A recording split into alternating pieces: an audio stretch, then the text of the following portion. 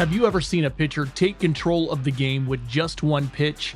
Tim Wakefield did just that with the knuckleball, a pitch so slow and unpredictable, it became his secret weapon. Throughout his career, Wakefield threw over 40,000 knuckleballs, ranging from a lazy 43 miles per hour to a quicker 69 miles per hour. To put that in perspective, his fastball was slower than the league average, but his knuckleball, it baffled hitters and became the backbone of his pitching style. In this video, we're diving into how Wakefield turned one of the slowest pitches in baseball into pure magic. One of Tim Wakefield's most unforgettable moments came when he stunned everyone with his slow pitch. As he stepped onto the mound to throw his signature knuckleball, the crowd was tense with excitement. This was a big game, and fans knew anything could happen. Each pitch brought suspense, either a strikeout or a wild miss. Then came a pitch that no one expected. The knuckleball floated unpredictably through the air, leaving the batter swinging at nothing. The crowd roared as it hit the strike zone. Wakefield had proven that even a slow pitch could be just as powerful as a fast one. Tim Wakefield's baseball career didn't start on the pitcher's mound. Growing up in Melbourne, Florida, Wakefield was a natural athlete. At Florida Tech, he became a star player, was named MVP, and set the school's home run record. Scouts saw him as a future hitter. Then, in 1990, Wakefield was drafted by the Pittsburgh Pirates as a first baseman. But everything changed in the minor leagues. The Pirates noticed his strong arm and unusual pitching style. They took a chance and turned him into a pitcher. That decision completely changed his career. After switching to pitching, Tim Wakefield quickly made an impact. In 1992, he debuted for the Pittsburgh Pirates and impressed right away. In a game against the St. Louis Cardinals, he pitched all 9 innings, struck out 10 batters, and threw 146 pitches. Wakefield helped the Pirates win 96 games that season and reach the playoffs. In the National League Championship Series against the Braves, he pitched a complete game shutout in Game 3. Then in Game 5, on just 2 days rest, he threw 138 pitches to win again. Despite his efforts, the Pirates lost that series in Game 7. In 1993, Wakefield was the opening day starter. Though he had showed moments of greatness, like a 173-pitch game, he struggled with consistency. By 1994 and 1995, he was in the minors, leading in losses, home runs, and walks. His career seemed over until he got help from Hall of Famer Phil Necro, who taught him to fully commit to the knuckleball. That changed everything. After the Pirates cut him in 1995, the Boston Red Sox signed him just 6 days later. With several pitchers injured, Wakefield got a chance and made the most of it. In his second start, he nearly threw a no-hitter. He finished the season 14-1 with a 1.65 ERA and 6 complete games. He won AL Comeback Player of the Year and placed third in Cy Young voting. Boston had found a hidden gem. The sad news is that before Boston, his knuckleball had made him an outcast in Pittsburgh, bouncing between the minors and majors. Even in Boston, he faced his share of setbacks. In 1999, after stepping in as a temporary closer and notching 15 saves, things still went sideways. He dazzled at times, like the inning he struck out 4 batters. His inconsistency cost him. When the Red Sox made the playoffs that year, Wakefield was left off the roster. It stung. After giving everything, he was forced to watch from the sidelines. As the Red Sox rebuilt in the early 2000s, big names like David Ortiz stole headlines. For Tim Wakefield, he quietly became the anchor Boston needed. After some shaky years, he locked in during 2003, delivering a strong regular season and proving he was still a reliable force on the mound. While others grabbed the spotlight, Wakefield's steady arm was helping carry the team toward October.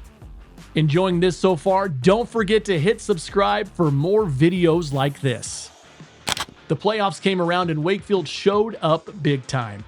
In the American League Divisional Series against Oakland, he kept Boston's dreams alive with calm, clutch pitching. But the real test was the ALCS against the Yankees, a rivalry full of tension and pressure. Wakefield pitched like a man with something to prove, stepping up when it mattered most. He was fearless, and his redemption arc became a quiet backbone of Boston's push for greatness. In the 2003 ALCS, Tim Wakefield became the face of both brilliance and heartbreak. He pitched lights out in Game 1 and Game 4 against the Yankees, keeping Boston's hopes alive with his signature knuckleball. But in Game 7, it fell apart. Wakefield gave up the walk-off homer in extra innings, and just like that, the Red Sox dream season was over. His raw emotion after the loss, head down, teammates consoling him, was a gut punch moment that every Sox fan remembers. Fast forward to 2004, the knuckleball paid off. That was the year of redemption for him and his team. At first, Boston was down 3-0 in the ALCS to the Yankees, and Wakefield, instead of starting, selflessly came out of the bullpen to save a shaking pitching staff. The move that helped spark the greatest comeback in Major League Baseball history. The Sox stormed back to win 4 straight, crushing New York in Game 7, and Wakefield, once the heartbreak story, became a hero. Days later, the Red Sox ended an 86-year title drought with a World Series win, and Wakefield finally had his moment. The 2004 World Series was more than just a win for the Boston Red Sox. It was the end of an 86-year curse. And right at the center of it all was Tim Wakefield. His knuckleball might have baffled hitters, but it was his resilience and quiet leadership that anchored the team when things got tense. As Boston battled through the playoffs and took on the St. Louis Cardinals, Wakefield's calm under pressure and team-first mindset became the heartbeat of a squad chasing history. He wasn't flashy, but he was dependable, and that made all the difference. After the confetti settled, Wakefield stayed true to Boston. He kept showing up season after season, helping carry the Red Sox through tough stretches and big moments, like their 2007 championship run. Even when he got injured, he put the team first, removing himself from the World Series roster so someone else could step in. That kind of selfless move said it all. By 2012, Tim Wakefield had spent nearly 2 decades on the mound, as in 17 seasons with the Red Sox. When offered a minor league deal late in his career, he knew it was time. He retired with dignity on his terms. But what truly defined Wakefield was how he gave back. Off the field, he supported countless charities, most notably the Jimmy Fund, and in 2010 he earned the Roberto Clemente Award. Even in his last seasons, Wakefield was more than a player. He was a mentor, a locker room anchor, and a quiet leader. He didn't need the spotlight. His presence meant stability. When he retired, Boston didn't just say goodbye to a pitcher, they celebrated a teammate, a friend, and a man who always showed up for the city. Then came a sad moment for all that was really heartbreaking. In October 2023, Wakefield died from brain cancer. Just weeks later, his wife Stacy passed from pancreatic cancer. It was devastating. Fenway Park, the place where he built his legacy, became a space for mourning and honor. It was clear Tim Wakefield left more than memories. He left a legacy. Generally, we talk about baseball legends. We usually think of the power hitters or the guys throwing 100 miles per hour. But Tim Wakefield was built differently. He didn't chase the spotlight, didn't need the headlines.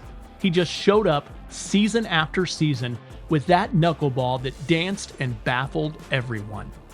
Let us know your thoughts about Wakefield's amazing slow pitch in the comments. And make sure to watch our previous videos and watch out for another amazing, memorable, legendary video from Curveball TV.